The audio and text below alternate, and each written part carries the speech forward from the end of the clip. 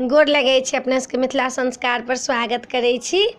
जनै छियै सोमोके भाय बहिनके जे गीत होइ छै तऽ विपत केकरो नहि छूटल रहै छै, कखनो बहिन पर कखनो भाय पर। आ विपत लोकके अबै छै तऽ धैर्य धऽ कऽ रहऽके पड़ै छै। धैर्यके लोक अन्धैर्य नहि होइ छै। जब तक धैर्य नहीं धरब तब तक अन्धैर्य नहीं हुए ना। राति होइ छै तऽ दिन तऽ जरूरे होइ छै, ई नहि छै नियम जे दिन नहीं हेतै से। ताहि पर एकटा सामाके गीत दै छी जे 7टा बहिनके 7टा भायके बहिन छथिन, लेकिन हुनका साथ की भेलनि से एकटा सामाके गीत दै छी, से अपने सब सुनू।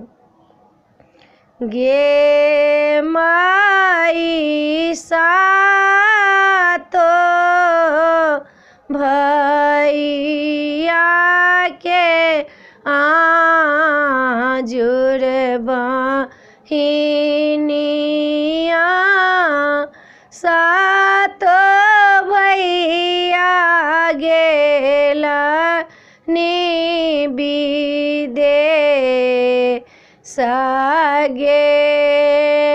माई दुलारी बहिनी यहाँ के घर ही में छोड़ा लानी भौजोरा नी देखता बहिन गे माई सामा बनाए आजुर भैया बाट ताकलानी भैया मोरा ताइया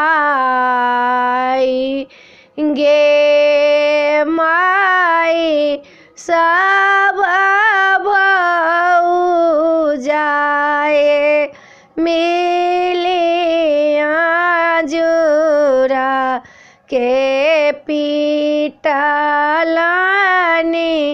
कारी कमल उजरा का काला उगे माई पोखरे में जुड़े कारिए कमल धोई छाती कानी कानी भैया के बजाऊगे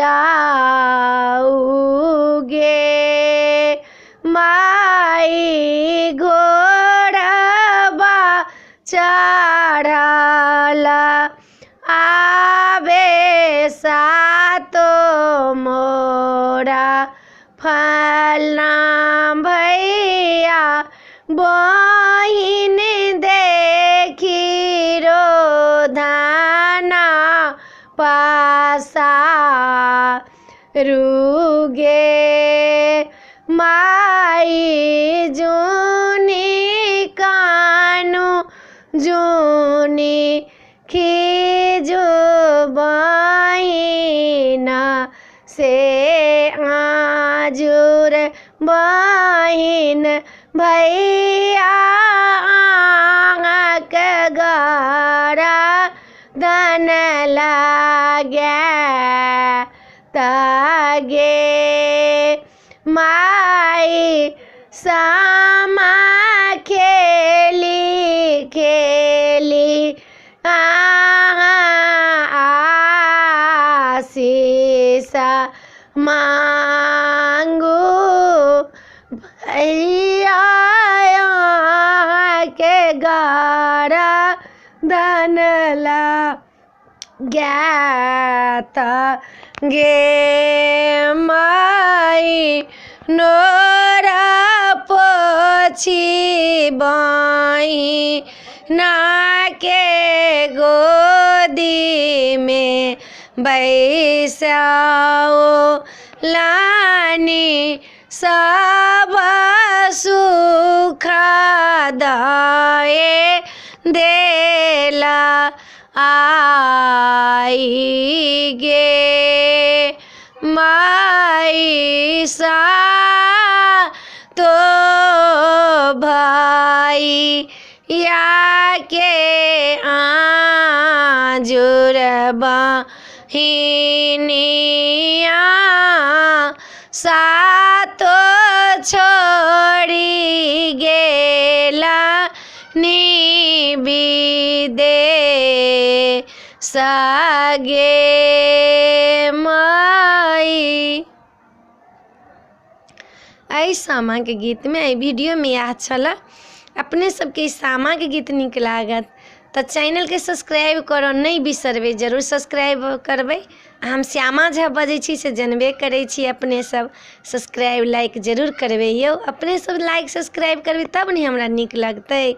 अपने सबके मार्फत से हम एतेक दूर बढ़लियै, अपने सब बढ़ेबै तखने ने हम बढ़बै।